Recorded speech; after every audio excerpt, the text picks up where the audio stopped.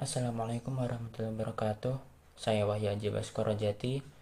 Di sini saya akan membahas tentang penggunaan teknologi nirkabel untuk transmisi data antar perangkat. Jadi yang pertama ada Bluetooth. Bluetooth ini menggunakan teknologi FHSS, yakni frekuensi hopping spread spectrum. Adalah metode transmisi sinyal radio dengan mengubah frekuensi pembawa secara cepat di antara banyak frekuensi yang menempati pita spektrum yang besar. Perubahan tersebut dikontrol oleh kode yang diketahui oleh pemancar dan penerima. FHSS digunakan untuk menghindari interferensi dan untuk menjaga penyadapan. Pita frekuensi dibagi menjadi subpita yang lebih kecil. Sinyal dengan cepat mengubah atau melewati frekuensi pembawanya di antara frekuensi tengah subpita ini dalam urutan yang ditentukan. Interferensi pada frekuensi tertentu akan memengaruhi sinyal hanya selama interval pendek. Jadi frekuensi yang digunakan Bluetooth itu 2,4 GHz. Bluetooth sendiri memiliki beberapa versi. Ini versi Bluetooth 1.0, 2.0, 3.0, 4.0, dan 5.0. Kemudian untuk alur komunikasi Bluetooth itu yang pertama ada discovery. Jadi perangkat Bluetooth akan melakukan proses pencarian untuk perangkat-perangkat lain yang berada di dalam jangkauan. Pada tahap ini, perangkat akan mengirimkan sinyal inquiry untuk mencari perangkat yang tersedia. Kemudian pairing. Setelah perangkat ditemukan, pairing adalah proses saling mengenal dan membangun koneksi aman antara perangkat-perangkat yang terhubung. Kemudian yang terakhir adalah koneksi. Yang ini perangkat akan membangun koneksi Bluetooth yang aktif. Kemudian kelebihannya itu cocok untuk jarak dekat dan hemat daya. Sedangkan kekurangannya adalah tidak cocok untuk jarak jauh dan kecepatan transmisi datanya kecil. Contoh penggunaannya sendiri digunakan pada wearable device, contohnya smartwatch. Jadi smartwatch tersebut akan menghitung detak jantung dan datanya dikirim ke handphone melalui Bluetooth. Kemudian ada speaker Bluetooth. Data audio dari handphone dikirim ke speaker melalui Bluetooth. Kemudian ada TWS, mouse. Data pergerakan pada mouse akan dikirim ke komputer melalui Bluetooth. Dan keyboard, ini data papan ketik yang ditekan akan dikirim ke komputer melalui Bluetooth. Terima kasih, sekian dari saya. Wassalamualaikum warahmatullahi wabarakatuh. Assalamualaikum warahmatullahi wabarakatuh. Perkenalkan, nama saya Arya Wibowo Boyolcita. Saya di sini akan menjelaskan tentang penggunaan teknologi nirkabel untuk transmisi data antar perangkat pada LAN. LAN ini merupakan panjangan dari Local Area Network, yang dimana perangkat ini merupakan salah satu jenis jaringan komputer yang sangat populer dan banyak digunakan. Dalam video ini saya akan membahas tentang apa itu LAN, bagaimana cara kerjanya, dan manfaatnya dalam kehidupan sehari-hari. LAN ini adalah jaringan komputer yang mencakup wilayah kecil seperti rumah, kantor, gedung, ataupun kampus. Jaringan ini dirancang untuk menghubungkan perangkat-perangkat dalam jarak dekat agar dapat berbagi data, perangkat keras, dan koneksi internet. LAN dapat menggunakan kabel atau teknologi nirkabel seperti Wi-Fi untuk menghubungkan perangkat. Dengan teknologi ini, setiap perangkat dalam jaringan dapat berkomunikasi satu sama lain secara langsung. Ada beberapa ciri khas yang membuatnya unik. Yang pertama, LAN ini beroperasi di area geografis yang terbatas, seperti satu gedung atau area kampus saja. Yang kedua, LAN menyediakan konektivitas penuh waktu atau real time dan kecepatan transfer data yang tinggi, mulai dari 2 Mbps hingga 1 Gbps. dengan tingkat kesalahan yang rendah. Yang ketiga, jaringan ini dimiliki secara pribadi sehingga pengelolaannya lebih terkontrol. LAN ini mendukung tiga topologi jaringan, yaitu yang pertama topologi bus, topologi star, dan yang ketiga itu topologi ring. Topologi bus misalnya menggunakan kabel utama untuk menghubungkan semua perangkat, sehingga jika ada satu kabel yang rusak, seluruh jaringan akan terganggu. Lalu yang kedua ada topologi star. Di sisi lain, topologi star ini menghubungkan setiap perangkat langsung ke switch atau hub. Jika salah satu kabel yang bermasalah, hanya perangkat tersebut yang terpengaruh atau yang bermasalah. Lalu yang ketiga ada topologi ring, di mana perangkat dihubungkan membentuk lingkaran, memastikan tidak ada data yang bertabrakan selama transmisi.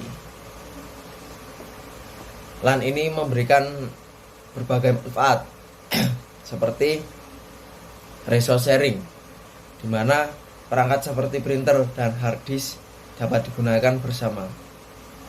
Lalu yang kedua, media komunikasi, memungkinkan perangkat untuk saling bertukar data dengan cepat. Lalu yang ketiga, integrasi data, membantu mengelola informasi di beberapa perangkat tanpa bergantung pada komputer pusat atau komputer utama. Selain itu, LAN juga memungkinkan akses data yang cepat dan hemat biaya instalasi. Aplikasinya dalam kehidupan sehari-hari, LAN ini digunakan dalam berbagai situasi, mulai dari rumah, kantor, hingga sekolah atau area kampus. Di kantor, LAN memungkinkan karyawan berbagi file, mencetak dokumen melalui printer bersama, dan mengakses internet dari satu sumber. Di kampus, LAN ini digunakan untuk menghubungkan komputer laboratorium, mempermudah pengajaran dalam mengelola data. Dengan kemajuan teknologi, LAN kini juga dapat dibangun menggunakan jaringan kabel atau wireless atau WLAN. Wireless LAN atau WLAN. Teknologi ini menggunakan standar seperti IEEE 802.11 yang mendukung kecepatan hingga 210 Mbps. WLAN menawarkan fleksibilitas lebih besar karena tidak memerlukan kabel, sehingga memudahkan instalasi dan relokasi perangkat. LAN atau Local Area Network adalah solusi ideal untuk menghubungkan perangkat dalam area terbatas dengan teknologi kabel atau nirkabel. LAN memberikan efisiensi dan kemudahan dalam berbagi data, perangkat keras, dan internet. Teknologi menjadi fondasi penting dalam kehidupan kita. Mungkin cukup sekian dari presentasi saya. Terima kasih. Assalamualaikum warahmatullahi wabarakatuh.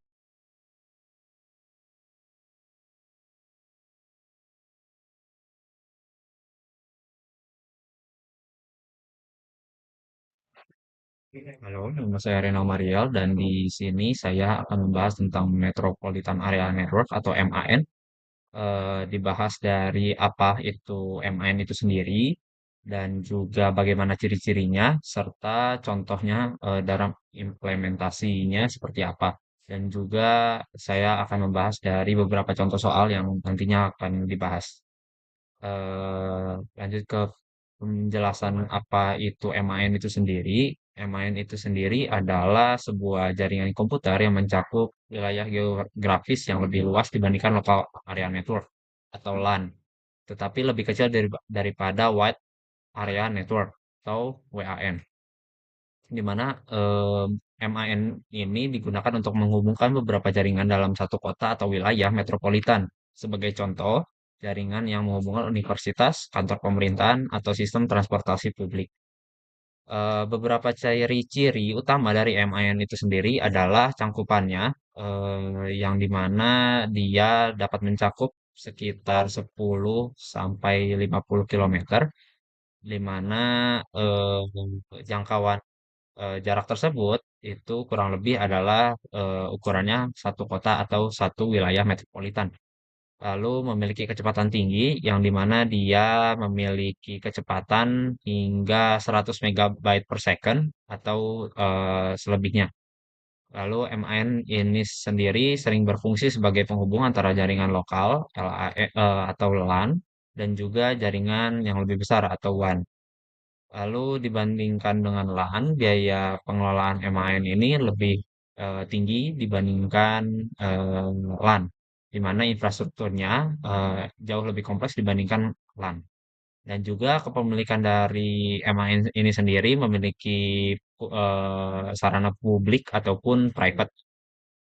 Lalu protokol yang biasanya digunakan dalam MAN ini biasanya adalah X25, Frame Relay, ATM, ISDN, WDM, dan lain sebagainya. Lalu keamanan datanya ini jauh lebih kecil dibandingkan LAN karena cangkupan yang jauh lebih luas. Lalu sebagai contoh dari pengaplikasian MAN ini adalah MAN ini biasanya digunakan untuk menghubungkan beberapa universitas dalam satu kota atau mungkin jaringan transportasi publik yang saling terintegrasi dan juga jaringan internet yang biasanya kawasannya itu adalah kawasan bisnis dan pemerintahan yang mengarah ke smart city. Sebagai salah satu contoh spesifiknya adalah jaringan transportasi publik. Penjelasan contoh dari transportasi publik yang tadi saya mention adalah transportasi publik ini seperti bus dan kereta di kota-kota besar menggunakan MAN untuk mengintegrasi sistemnya. Semua halte, stasiun, dan pusat kontrol terhubung dalam satu jaringan yang memungkinkan untuk pemantauan secara real time di mana lokasi kendaraan dari setiap unitnya dapat dipantau secara langsung. Lalu integrasi tiket elektronik, di mana sistem tiket ini dapat digunakan sebagai media transportasi dan juga dapat memanajemen lalu lintas, di mana sistem ini dapat diintegrasikan ke pusat kontrol, di mana data-data yang telah didapat dapat eh, memutuskan atau mempermudah untuk pengambilan keputusan secara cepat. Lalu untuk cara kerja dari MAN itu sendiri pada transportasi publik adalah dengan cara setiap kendaraan atau stasiun yang dilengkapi dengan perangkat IoT ini saling terhubung dan terintegrasi dengan MAN. Data-data penting seperti lokasi, waktu kedatangan, dan juga waktu operasional dapat dikirimkan secara langsung secara wireless ataupun wired atau secara terhubung secara langsung menggunakan fiber optik. Dan data-data ini juga dikirimkan juga ke pusat kontrol, di mana data-data ini akan diproses dan didistribusikan kembali ke aplikasi pengguna atau layar informasi di stasiun. Dan beberapa contoh transportasi publik yang menggunakan MAN ini di dunia nyata adalah seperti di Singapura, di mana di Singapura ini dia mengintegrasi sistem MRT, bus dan taksi. Lalu di Tokyo dia juga mendukung jaringan kereta api yang berkecepatan tinggi dengan sistem IoT dan juga sudah ada di Jakarta di mana Transjakarta ini diintegrasikan dengan MRT. Seperti itu.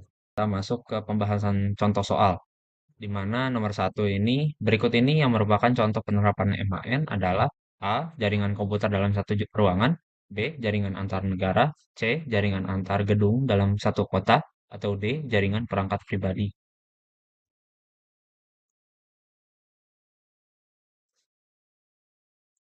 Untuk jawabannya adalah yang C, yaitu jaringan antar gedung dalam satu kota.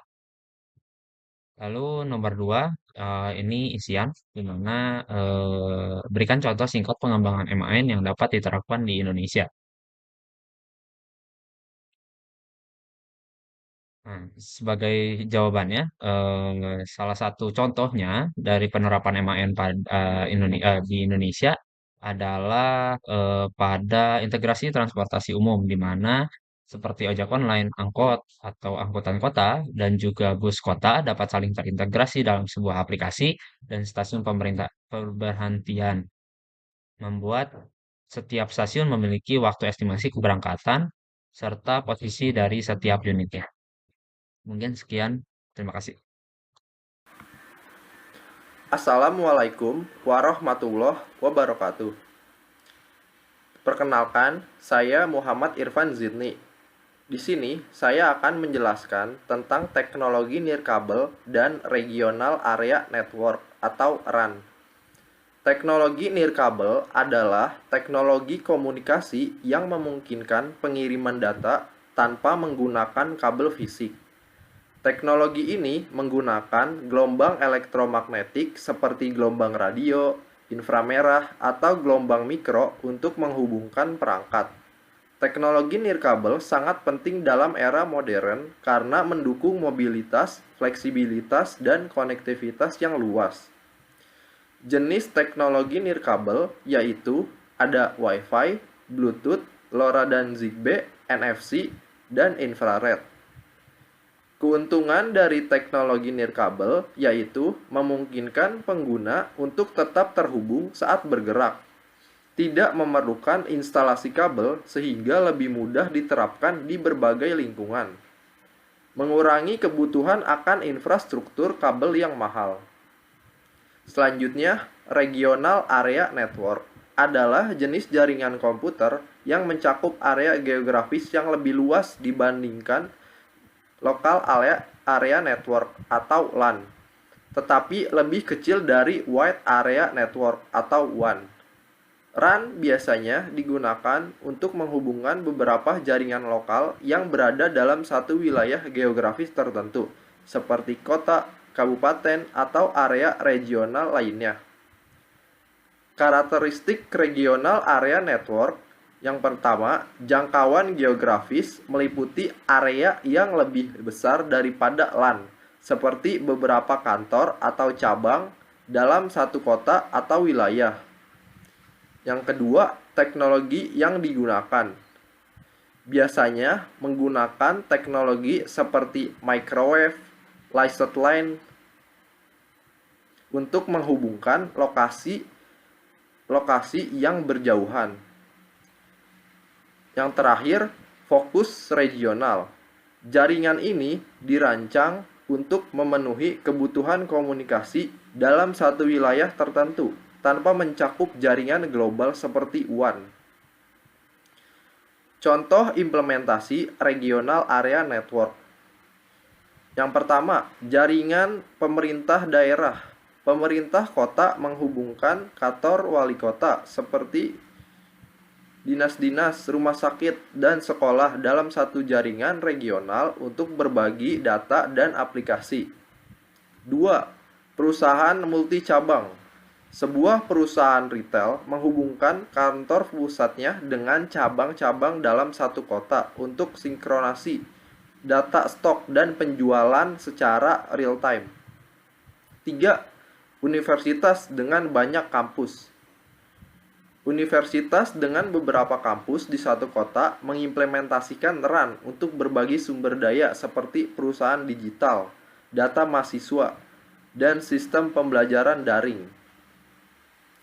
Keunggulan dari Regional Area Network memungkinkan berbagi sumber daya di antara lokasi-lokasi yang berbeda guna meningkatkan efisiensi. Menghubungkan lokasi secara langsung sehingga meningkatkan efisiensi komunikasi. Biaya lebih rendah dibandingkan WAN, tidak memerlukan infrastruktur global seperti WAN. Kekurangan Regional Area Network. Tidak cocok untuk cakupan yang luas atau lintas negara. Pembangunan jaringan regional memerlukan investasi awal yang besar. Rentan terhadap ancaman keamanan jika tidak dilengkapi dengan proteksi yang memadai. Selanjutnya, saya akan berikan latihan soal dan jawaban. Berikan contoh bagaimana pemerintah daerah dapat memanfaatkan RAN untuk meningkatkan pelayanan publik. Oke, jawabannya pemerintah daerah dapat menggunakan RAN untuk menghubungkan kantor pusat, dinas-dinas sekolah, dan rumah sakit di satu wilayah. Dengan RAN, data administratif layanan kesehatan atau informasi pendidikan dapat diakses dan dikelola secara terpusat, sehingga meningkatkan efisiensi kerja dan mempermudah akses informasi bagi masyarakat. Oke, sekian dari saya. Terima kasih.